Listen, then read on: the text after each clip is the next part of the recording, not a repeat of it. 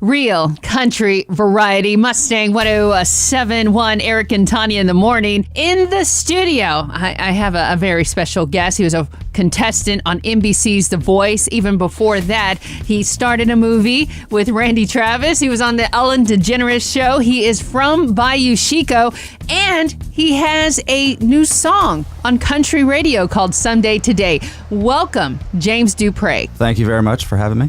So you're visiting in Bayou Chico. You came from Mardi Gras? I did. I'm here to see family, and I'm playing at Cajun Field for the Mardi Gras Festival. You know, I was just thinking about this the other day about like just how far you've come or how long I've been listening to your music, because it's been a long time. It was a long time ago. I used to work at a different radio station in a small town in Ville Platte, and I remember I heard a few of your songs. You did some covers, and I'm like, wow, this guy is really, really good. And then a few years, then the next thing I know, I think you were invited to go on the Ellen DeGeneres show. Yep. And then the next thing you know, you're traveling, you're playing at Cowboys. And so this is how I think I know your story from just talking to different people. You always loved music, right? Yep. And then you went to Eunice and you took the free lessons to learn how to play guitar. Yeah, that's right. So how was that? Well, my parents had been trying to get me to start playing guitar since I was like 13. I just never stuck with it. I always loved to sing, but playing guitar, or especially just getting started, is really hard, and I didn't have the patience to stick with it. And then when I was 18, right before I went to college, I actually started taking lessons at somewhere in Eunice. I can't remember where it was actually, but it kind of got me going a little bit. I went to only like 2 or 3 lessons, but it got me far enough to where I was like, you know what, I think I'm going to stick with it this time, and I'm glad I did. And you could and then is that when you started deciding to, well, I'm going to play cover songs and upload them to YouTube? Yeah, I started with the easy 3-chord songs, a lot of the old Waylon and Merle songs, and I decided to, once I got to where I felt like I was doing them pretty well, I decided to make a video one night and put it on. At the time, I put it on MySpace, and then I put it on YouTube. It's probably one of the best decisions that I've ever made. I think so, because at that time, social networking was just kind of on the rise. I think you entered at a good time. MySpace and Facebook were just taking off, and people were spending more time online, but it was just happening. Right, and YouTube was still fairly new, and there were a lot of funny videos on YouTube, but there weren't really that many people making cover videos in their kitchen on YouTube. So it was it was a great decision on my part, and mostly on accident. I had no idea that it would be that I would get the response that I did. It's probably more like a hobby for you, just something to do. Yeah, I was supposed to be painting the kitchen or something.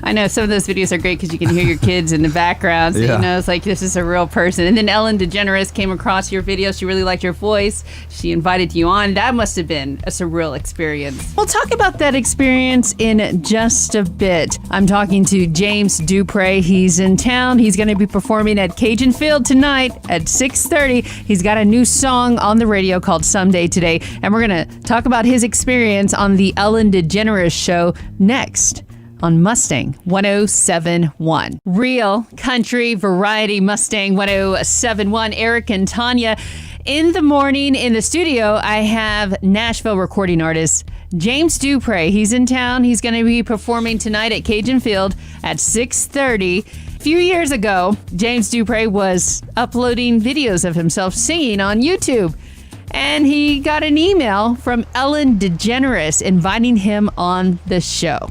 It must have been a surreal experience for you, James. Yeah, it was, and totally out of left field. I thought it was a joke at first when I got the email. So I went over there, and I think after that is really when I realized I need to focus on this full time. Yeah. I really need to. This is more than just a hobby. ever since then, it was whether it's a curse or a good thing, you know. Yeah, I know. It's in my blood, you know. When you fall in love with something, it just pulls you. It's like an addiction. It's crazy, whether it's a person or a place or anything. It's like you just got to keep doing it. You can't stop. I can't stop. Well, you're really good at it, though. Well, thank you. I think you're good at it. I used to enjoy watching you play at Cowboys, even though it's been a while. Somebody that I would bring with me, I'm like, we got to check this guy out. And everyone always loved watching you perform. And then you did a movie, too. Wanted to talk about that. Yeah, that was also kind of sort of because of YouTube, because of my YouTube videos. Kim Hughes out in Texas had written an independent film script. She wanted to cast Randy Travis as the lead role. She reached out to me to play as his son. And, you know, I've always loved Randy Travis, but I've never acted in anything before, you know, so I told her, I said, I don't have any experience. And she said, I saw your YouTube videos and you look very natural in front of the camera. I think you'll be just fine. And you know, granted, it was supposed to be a pretty minor role. Of course, halfway through filming, Randy got sick, wasn't able to finish the film, so they rewrote the script. Turned out I was actually going to be the lead role, you know, so it was really weird how that played out. How'd you like acting? It's not as easy as it looks, don't you think? It's not, and I loved it though. You know, I didn't know if I would like it or not. I'm more a little bit on the reserve side. Mm-hmm. You're not just in front of a camera. You're in front of a camera and about 30 people. You know, lots of lights and lots of lights. I guess from previous experience of performing live shows and you know the Ellen thing, just that experience made me a little bit more comfortable than I would have been if I hadn't had that experience. Yeah, it's like little baby steps. And right. Then the next thing you know, you're on NBC's The Voice. So I bet you were really prepared then from having all that backing. And we'll talk more about James's experience on NBC's The Voice. Coming up next, Real Country Variety Mustang 107. Real Country Variety Mustang 107.1. Eric and Tanya in the morning. In the studio, I have James Dupre.